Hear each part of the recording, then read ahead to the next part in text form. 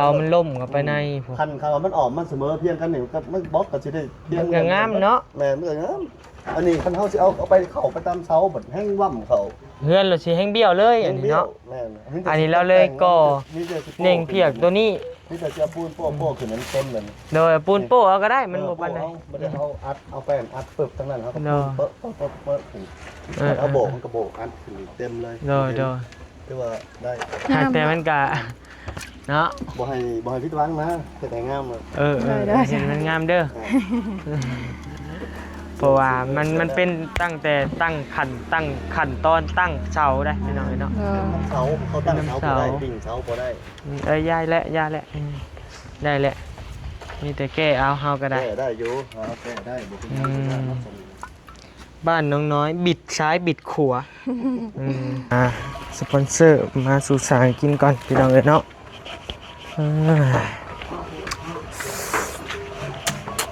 สบายดีสังวานสบายดีหิวกุปูนหิวกุปูนขอบใจบ่ได้ให้เมื่อใดให้คนละอันทีละปองเลยจะมาโยนขึ้นให้พ่อให้เนี่ยจะโยนขึ้นเบิ่งดูยกหับได้อยู่บ่จะมีไฟอยู่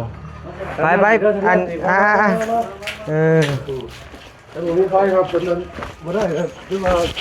เมื่อแล้วก็เฮือนบ่ได้ดอกติก่อเฮือนบ่ได้โยนมึงดูเอาโยนเบิ่งสักดาวโยนฮึบโอ้หับมือเดียวเลยนี่โอ้บล็อกใหม่หมดเลยเนาะแม่นแหละเบิดละยังไปบล็อกเก่าได้นี่ได้ใช่บล็อกเก่าบ่เบิ่งนี่บล็อกเก่าเบิดอันนี้โดยบล็อกเก่านี่โดยโอเคยังบ่ได้กินข้าวเลยไอ้เอ้ยเพราะว่าข้าวกินขอข้าวกินก็ได้แต่ให้ลูกกินโดยกระโบมีข้าวกินพ่อเอ้ยเอาว่าเป็นซ้ำนั่นนี่ก็ได้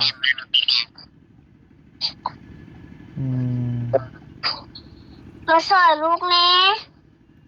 โอ้เสร็จจังไดพี่น้องเอ้ยตอนนี้เขาถ่ายคลิป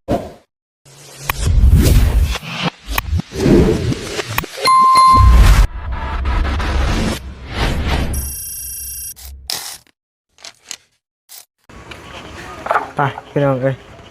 ต่อที่เพื่อนน้องน้อยได้พี่น้องเด้อเนาะหลังจากเพิ่นโทรหาเมื่อกี้นี้นะพี่น้องเนาะ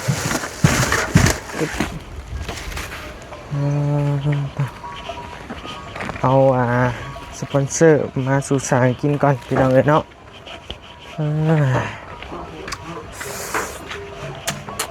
สบายดีสังวานสบายดีหิวกุปูนหิวกุปูนขอบใจบ่ได้ให้เมื่อใดให้คนละอันทีละปองเลยจะมาโยนขึ้นให้พ่อให้เนี่ยจะโยนขึ้นเบิ่งดูโยนได้บ่หับแม่นอยู่บ่หับแม่นคือเก่าอยู่บ่ให้ลองหับเบิ่งดูเดี๋ยวเก่าอยู่บ่หับแม่นคือเก่าอยู่บ่เอาหับได้อยู่บ่จะมีไฟอยู่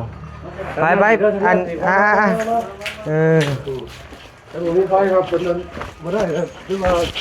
เมื่อแล้วก็เฮือนบ่ได้ดอกติก่อเฮือนบ่ได้โยนมึงดูเอาโยนเบิ่งสักดาวโยนฮึบโอ้หับมือเดียวเลยนี่ขอบใจอะไรเนาะโดยน้อยเนาะเป็นได้สปอนเซอร์มาแจกยายให้โอ้ยโดยเขาทำบ่แล้วครับมื้อเช้าซ้ำเช้ากันแล้วมื้อติมื้อเช้าแล้วมื้อเช้าแล้วมื้อตอนเช้าเลยแล้วต่อได้เทพื้นบัดนี้ต่อเทปั๊บพื้นเอาปูนแดงบ่เป็นแล้วปูนแดงแล้วก็ปูนแดงก่อนเบิ่งแต่ว่าบล็อกนี่ปัญหาแต่ว่าเดี๋ยวสิกวดบล็อกเบิ่งว่ามันสิพออีกบ่ห้องนี่ยังเท่าไหร่นี่กดเบิ่งบล็อกโอ้บล็อกใหม่หมดเลยเนาะแม่นแหละเบิดละยังไปบล็อกเก่าได้นี่ได้ใช่บล็อกเก่าบ่เบิ่งนี่บล็อกเก่าเบิดอันนี้โดยบล็อกเก่านี่โดยได้อยู่ดอกเนาะบล็อกเก่ากันเนาะบล็อกเก่ากับมันใหญ่เขาก่อกับบล็อกเก่าคือเอาแต่บล็อกเก่าเลยเอาเบาะซับกันใหญ่กับมันเบิดเด้สิเสมอกันเบิดโดยโอเคมีแต่ปูนแดงเนาะจักสอบปูนแดงนี่เอาเบิ่งตรงของ43 42 44 16 เอา17สอบ 17 แม่น พ่อบ่ พอ17สอบพอเอา 17 ของมา4แต่เอา17เอาสต็อกไว้แต่เอา อ๋อ ของมา4 ห้องละ4ห้องละ4ชอบเนาะ แม่น คะแนนสิเอา3สอบมันบ้างพุ่นบ่ บางพุ่นแล้ว เออ สิบ่พออีกบางพุ่น โดยแต่มันบาง มีได้สั่งมาต้นหนึงแล้วเนาะ แม่นแหละต้นหนึงเพื่อว่ายังสิ ห้องน้ำเด้ แม่น เออ ห้องน้ำ โดยเอาต้นหนึงเนาะ แม่นต้นหนึง อืมสบายดีเด้ออีนางละอืมเอ้ากินเป็นอยู่บ่นี่ ใช่เด้อ อืมโอเค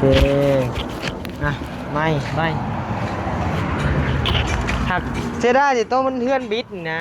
พี่น้องเอ้ยเนาะ มันล่มเข้าไปล่มไปพุ่น เสามันล่มเข้าไปในพวก คันเขามันออกมันเสมอเพียงกันนี่ก็มันบล็อกก็สิได้เพียง มันก็งามเนาะ แม่นมันก็งามอันนี้คันเฮาสิเอาไปเข้าไปตามเสาบัดแห้งว่ำเขา เฮือนเราสิแห้งเบี้ยวเลยอันนี้เนาะ แม่น อันนี้เราเลยก่อ มีแต่สิโป้ เน่งเพียกตัวนี้ มีแต่จะปูนโป้ขึ้นนั้นเต็มเลย โดยปูนโป้เอาก็ได้มันบ่ปานใด บ่ได้เอาอัดเอาแป้นอัดปึบทั้งนั้นครับ เนาะ เปิ้ลขึ้นเอาโบกมันก็โบกอัดขึ้นเต็มเลย โดย ถือว่าได้ หากแต่มันก็เนาะ บ่ให้ผิดหวังนะแต่งามเลย เออเห็นมันงามเด้อเพราะว่ามันเป็นตั้งแต่ตั้งขันตอนตั้งเสาได้พี่น้องเนาะ เสาเขาตั้งเสาบ่ได้ปิ่งเสาบ่ได้ ย้ายแหละได้แหละมีแต่แก้เอาเฮาก็ได้ แก้ได้อยู่แก้ได้บ่เป็นหยัง บ้านน้องน้อยบิดซ้ายบิดขวาอืม เสาบิด อืมพี่น้องเมื่อวานนี่เบิ่มาหาเพิ่นมื้อวานนี่ซื้อนี่มากับมาได้คลิปเดียวเมื่อบ่นิวก็ได้ มันเมื่อยจิตเมื่อยใจเมื่อยเงินพร้อมพี่น้องเนาะก็แล้วเมื่อนะบริชนถ่ายกับน้องน้อยขอโทษ FC เลยเมื่อเลยไม่ได้ว่าอะไรเรื่อง จะได้คลิปเดียวว่าเมื่อนะ โอ้คลิปเดียวแล้วเมื่อเลยบินโดนกะได้จังนาทีบ่ลงซะเดี๋ยวจังหน่อยสิบินให้พี่น้องเบิ่งบัดมันใกล้เคียงกันสิแล้วนะเดี๋ยวสิบินให้เบิ่งพี่น้องเนาะคลิปหน้าคลิปนี้ข่าวร้ายเนาะรู้ข่าวร้ายบ้านน้องน้อย เขาบิด บ้านบิด เสาบิด เสาบิดเข้าใน งามเนาะใช้แก้วเลยเข้าไป ตกแต่งแบบซีมงามแล้วให้งาม เซียวซียังน้อยคะแนนว่าได้ทาซี ซีแบบเขาว่าเด็ก ซียังแหละ ซี ซีคนบุรีฮะซีหมดขี่ปูนนี่บ่ น่าจะมีจ้ะ แบบเพื่อนสายฟ้าเนาะ ได้ โอเคเพื่อนสายฟ้าให้ได้จัดสีให้นะ ได้ม จำได้ว่ามืดบ่ได้หลายได้สิ ได้ จำได้ว่าภายนอกนี่มัดสี่ถังบริ3ถังนี่แหละไอ้ซื้อมาภายในนี่มัดจักถังวะจื้อบ่ได้เลยพี่น้องเอ้ยสีกระถังบ่ได้แพงดอกมันเป็นสีลาวเฮาเอาสีธรรมดาเด้แต่ว่าสีภายนอกทานี่โอ้ยอยู่นะครับ10 ปีบ่อยู่บ่หลุดนะพี่น้องเอ้ยเนาะเห็นว่าสีลาวก็ได้พอเฮือนบ่นิ้วกะเบื้องทางหลังน่ะทาสีลาวนี่แหละทาสีธรรมดาเฮานี่แหละแต่เบื้องทางหน้าเป็นสีไทยสีเสร็จได้ล้างออกได้พี่น้องเอ้ยเนาะ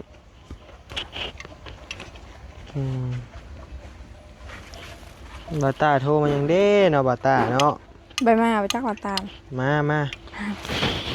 แล้วเพิ่นโทรมายังเบิ่งเอาตัวนี้โทรหาเพิ่นก่อนมีเวียกไปจักเนาะพี่น้องเนาะ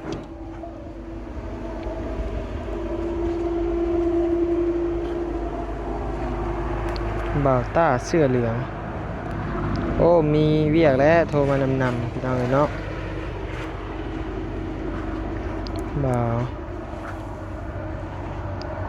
นาวีต้าเนาะชื่อเพิ่นนาวิ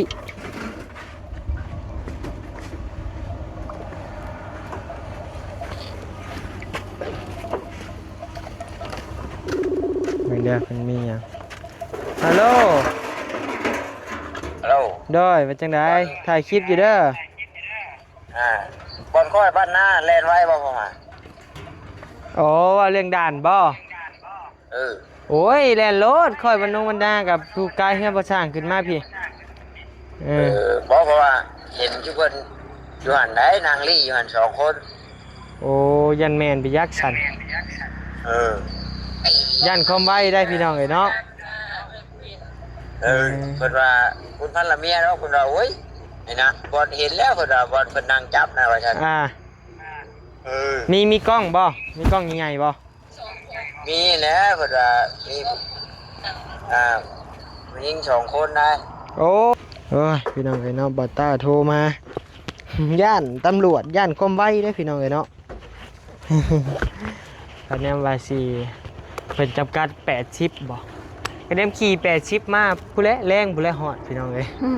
เพราะว่าอย่างน้อยก็100และแล่นเนาะแล่น100บ่แล่นหยังแหละแต่ว่าเพิ่นก็อยากให้เฮาปลอดภัยนี่แหละเพิ่นจับความเร็วก็แต่ว่าเฮาก็น้อยนึงพี่น้องเอ้ยเนาะบ่อยากเสียเงินว่าง่ายๆก็ เฮ็ดตามกฎบ่ ตามกฎเพิ่นนะจังว่าเนาะพี่น้องเนาะเมื่อกี้นี่ก็มีทั้งยายคนหนึงหรือว่าครอบครัวหนึงเนาะเพิ่นได้ขอความช่วยเหลือจากบ่าวนิ้วเนาะพี่น้องเนาะอยู่ผู้แลเมืองไซบุรีผู้แลเนาะพี่น้องเนาะก็จังได๋ก็เดี๋ยวบ่าวนิ้วสิเปิดคลิปให้เบิ่งเด้อตอนเราโทรมาเนาะพี่น้องเนาะเดี๋ยวบ่าวนิ้วสิเปิดให้เบิ่งลมน้ำลาวหลายอย่างอยู่พี่น้องไอ้ใต้ต้นได้เราหายใส่พี่น้องไอ้เนาะเดี๋ยววันนี้เปิดให้เบิ่งโอ้สองพ่อเมียน่ะนอนซิ่วขนาด ได้มัดมือ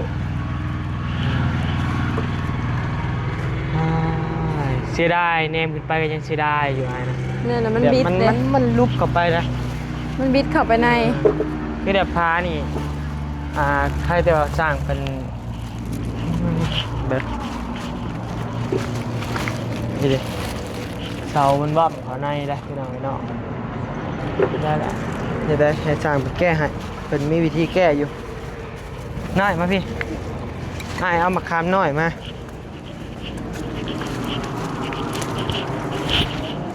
เสียดายแต่บ่มีพักขะแยงหน่อย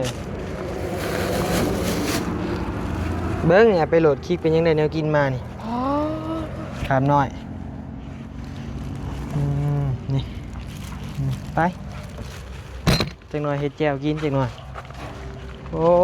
ทางบ่าวพัดไส้งามเว้ยพี่น้องเลยเนาะมานิ้วและสั่งให้เพิ่น พัก พี่ ก่ น้ อ อน งเลย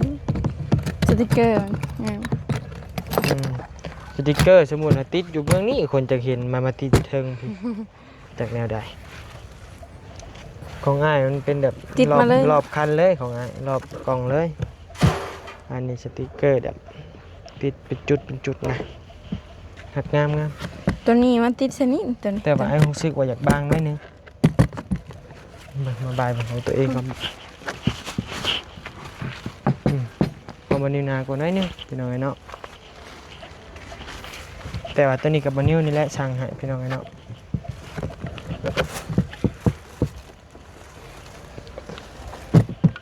คักๆก็ได้ใส่เครื่องใส่คองพี่น้องไอ้เนาะกันน้ำบวกเข่าพี่น้องไอ้เนาะไป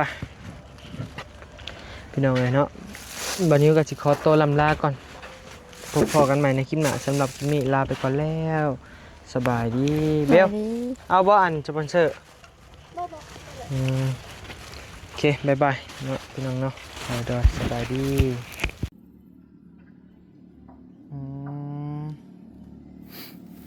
แถมพัวก็พิการไปใส่กระโบได้คือหมู่นั่นแหละก็เฮ็ดกาตัวเองก็ไข่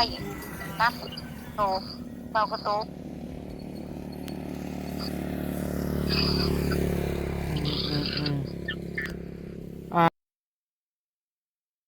ในใดเนาะเฮาก็อยู่ไกลครับ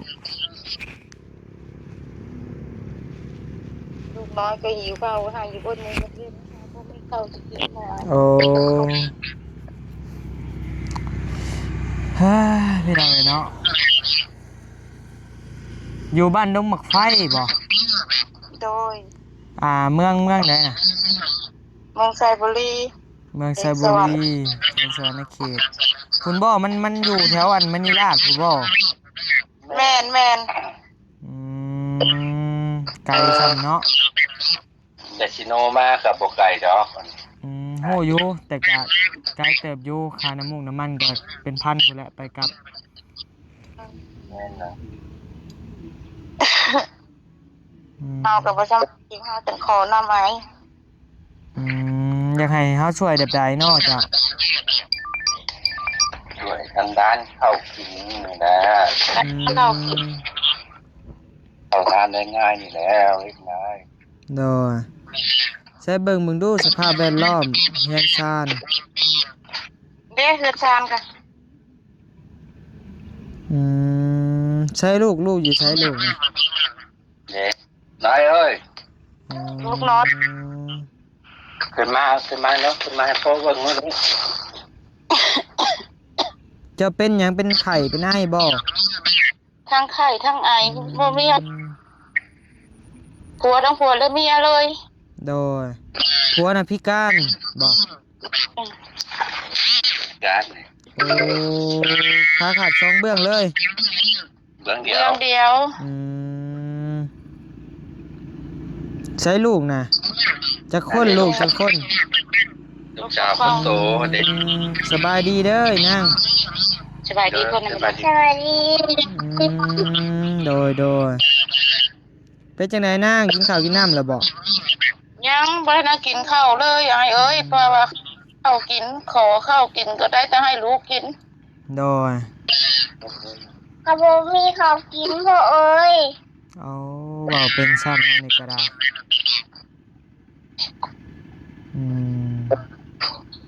มาสอนลูกแน่ โอ้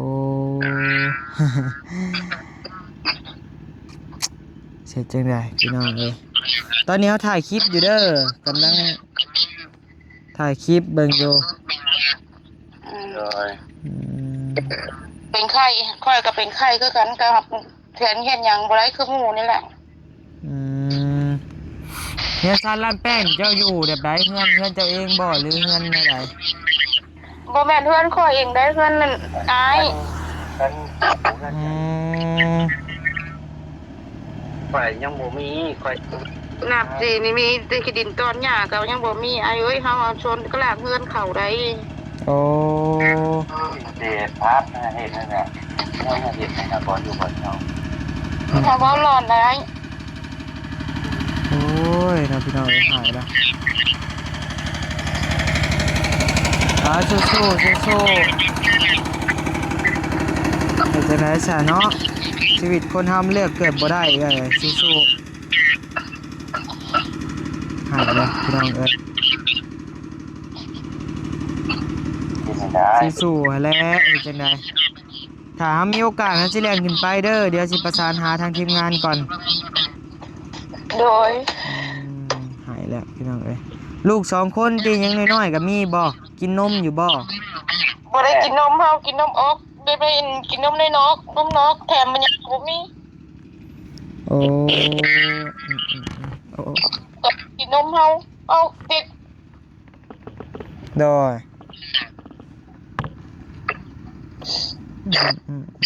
สู้จักค่านมลูกจักเลี้ยงเนาะผัวกับพิการ ลูกก็ให้กินอยากกินนมกับปลานั้นบ่มีเงินเฮาก็บ่ไปบ่ได้ โดยอันผู้หญิงหรือผู้ชายกินนมน่ะ ผู้ชาย โอ้อีนางผู้หญิงน่ะชื่อได้อีนางผู้หญิงน่ะ กำพอง โอ้เงื่อนน่ะอยู่แปะทางย่างบ่หรือว่าแนวใด เป็นทางดำ อยู่ทางแดง เข้าทางแดงนั่นเองบ่ เข้ามาแล้วก็เขาก็บอกรถนู่นทางคนตรงไทยเขาก็แล่นเข้ามาเลย มาฮอดไม่ละถามเขาว่าทางเข้าตรงมุกไผ่เขาก็บอกว่าทางเข้าตรงมุกไผ่เจ้าก็แล่นยาวเข้ามาเลยบ่ต้องแวะซ้ายแวะขวามาบัดนี้จะมาฮอดโรงเรียนบ้านหนองมุกไผ่แล้วเจ้าก็โทรหาพ่อยแต่พ่อยก็อยู่ในหลังเพิ่นเวียดแค่โรงเรียนนี้เดือน อ่าอ่าอ่า เฮาก็บ่ไหวลิเฮาจังโทรหาเจ้า แต่คนทางดำเข้าไปนี่ประมาณจักลักจักกิโล 6 ลัก 6 กิโลป้าเนาะอยู่ลึกนี้สัน